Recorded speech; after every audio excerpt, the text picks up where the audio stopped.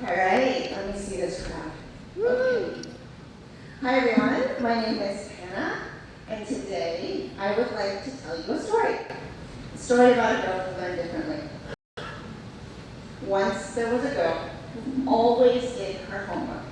She read every chapter that her teacher assigned her. But the next day in class, when she was called on to respond, she froze. She had no idea what she had read. And these thoughts started creeping back into her mind again. I don't think I'm dumb, but why can't I remember? Why can't I remember the things that my peers seem to recall so easily?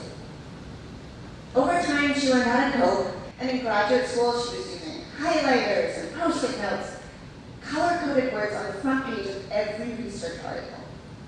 This wasn't just organization. This was survival.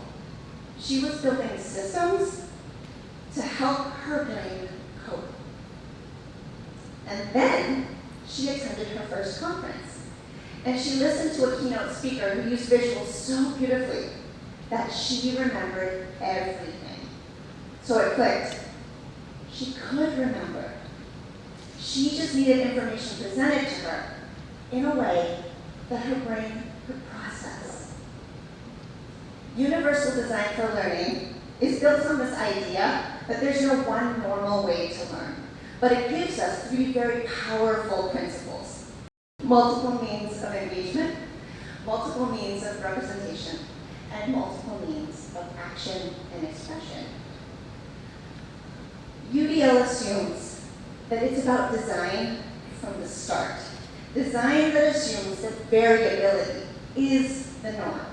But here's the thing. When we talk about UDL, we're often talking about it for our students, right? But what about the adults? In meetings, in PD, and collaborative spaces, we often default to long documents, dense slides, and fast-paced discussions. We assume a one-size-fits-all model because, well, we're grown-ups, right? We can handle it.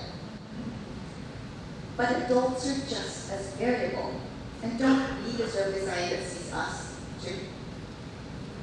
This is where AI has opened new doors for me. I have watched groups of educators use AI not just to unpack research, but begin to summarize it, generate questions to dig deeper, and even simulate a discussion. What if, instead of just sending out that text-based pre-reading, you also generated a podcast and a video, so there was choice for entry points? Or take that meeting content and also generate an infographic so that you're representing information in more than one way. Now imagine this. Instead of handing out that document and asking all of us to discuss in small groups, what if we actually gave choice to the tool, the medium, that people wanted to represent what stood out to them in learning, and then ask them to use that to make connections across each other's learning? That is UDL in action for us.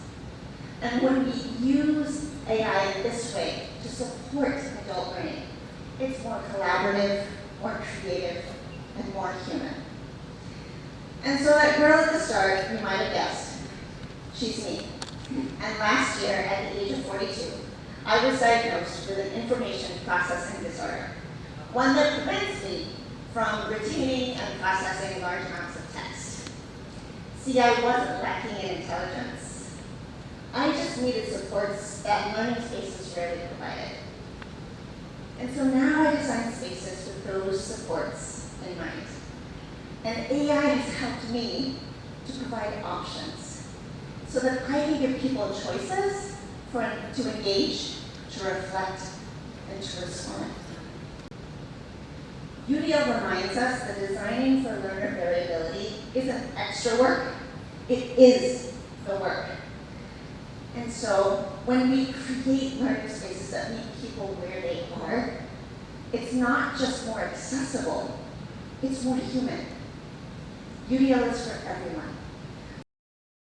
So let's make sure that we include everyone when we design learning.